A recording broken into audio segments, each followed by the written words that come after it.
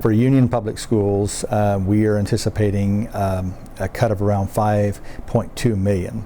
That is about $200 less per weighted student that we're budgeting for next fiscal year.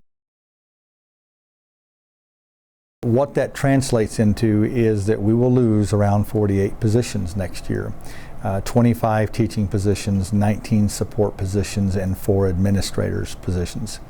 The good news for us is that we've been planning for these cuts, and we knew this day was coming. So a lot of these cuts will be absorbed through our early retirement incentive program. We have about 28 participants of that program this year. In addition to that, we have a number of employees that have resigned that will be perhaps moving on to other businesses or out of state. So the cuts will come from attrition and our early retirement incentives. So really, we're not having to reduce anyone in terms of reduction in force. We're not having to lay people off, if you will, but it's certainly not a position that we would like to be in.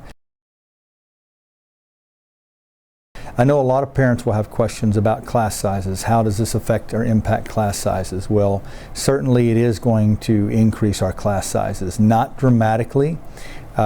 We will do our best to preserve the classroom as much as possible in terms of having small class sizes. Certainly at the elementary level and the primary grades, first, second, and third, we'll try to maintain a very low number, but we will see an increase probably in upper elementary, 4th and 5th grade, even into middle school, and certainly into our secondary school sites.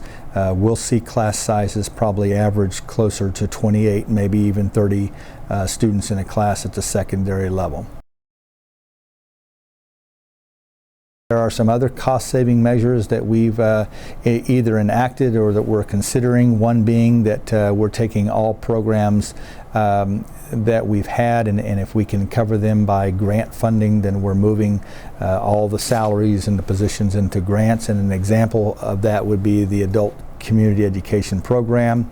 That cannot be funded at all from our general fund, and so all of that program and those positions will be moved over to that funding, which is a federal fund. We've also had to ask our board to increase our extended day program rates. We did that at this month's board meeting, and the reason for that is because we were subsidizing the program a little bit with our general fund, and so therefore we just cannot do that. The other measure, cost-saving measure that we'll still consider is a 1.5 mile regulation for busing, which means that if you reside within 1.5 miles, there may be a good chance that your student will have to either walk to school, or parents or neighbors will have to step up to get the student to their home site. We're still evaluating that because certainly there are safety issues associated with that.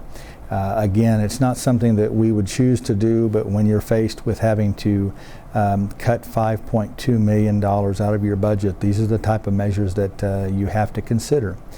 And of course, the other thing is obviously being more conscious and mindful of our energy cost. And so we are really evaluating what we are spending on our gas and electric and water. Certainly our maintenance cost is another area that we're evaluating.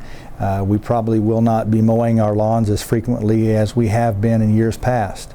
It doesn't seem big, but when you think about the number of school sites that we have and the size of the properties, we spend a lot of time in the spring, in the summer, and the fall mowing and making sure that those properties look beautiful.